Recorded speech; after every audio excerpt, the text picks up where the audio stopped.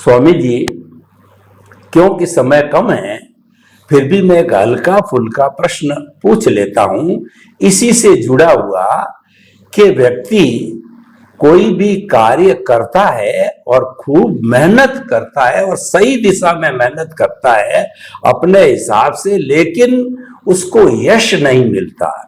चाहे परिवार में है, चाहे समाज में है, चाहे ऑफिस में है, कोई राज्य कर्मचारी है तो सरकार में है, लेकिन एक चापलूसी करता है और बहुत थोड़ा काम करता है, फिर भी उसको बहुत ज्यादा यश मिलता है। इसका क्या कारण है, किस वजह से होता है? एक तो कर रहा है बहुत, उसको कुछ नहीं मिलता, एक बहुत कम कर रहा है, उसको बहुत कुछ मिल जाता है। इन सब का रीजन क्या है? ये जो कर्मों का जो खेल है वो बहुत टिपिकल है और आम आदमी उसको सामान्य दृष्टिकोण से समझने के लिए जाएंगी तो वो नहीं समझ में आएगा, क्योंकि ये 1 + 1 = 2 नहीं है।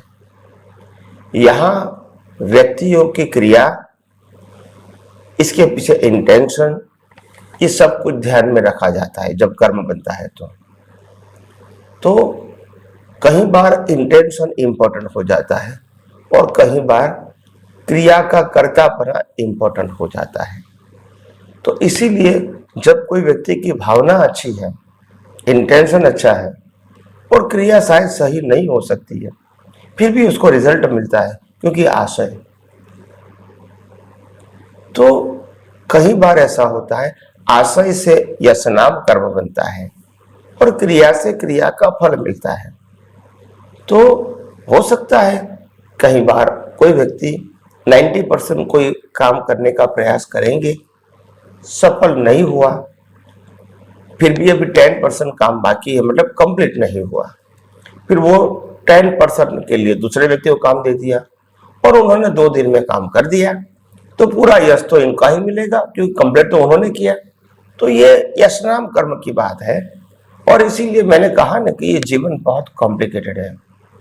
अगर हम व्यवहार से समझने जाए तो, अगर सिद्धांत में समझ में जाए तो कॉम्प्लिकेटेड नहीं है।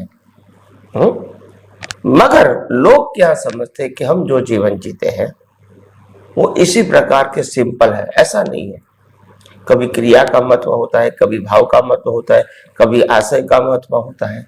तो उस प्रकार से कर्म बनते, उस प्रकार के रिजल्ट मिलता है। क्रिया गलत होती है, इंटेंशन अच्छा भी हो सकता है उनका, तो इंटेंशन से जो यशनाम कर्म मिला वो उनको मिलेगा। लाखों लोगों को लूट के थोड़े व्यक्तियों को दान देते हैं तो यशनाम कर्म भी मिलता है, उसको यश मिलता है उसको। तो ये सब, मगर मैं ये कहता हूं कि कॉम्प्लिकेटेड बातों में डीप में जाने की जरूरत नहीं है। और आइए हम सब आध्यात्म विज्ञान को और आगे बढ़कर देखें। स्वामी जी, आपका बहुत बहुत धन्यवाद।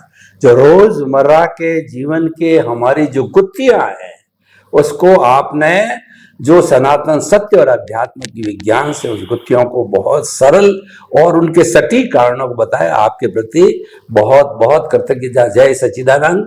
भाई और बहनों, आप सब जुड़े रहिए। आपके प्रश्न, आपकी जिज्ञासा हमारे पास आती रहेगी, स्वामी जी के पास पहुंचेगी और आपको सही समाधान मिलेगा। स्वामी जी, जय सच्चिदानंद।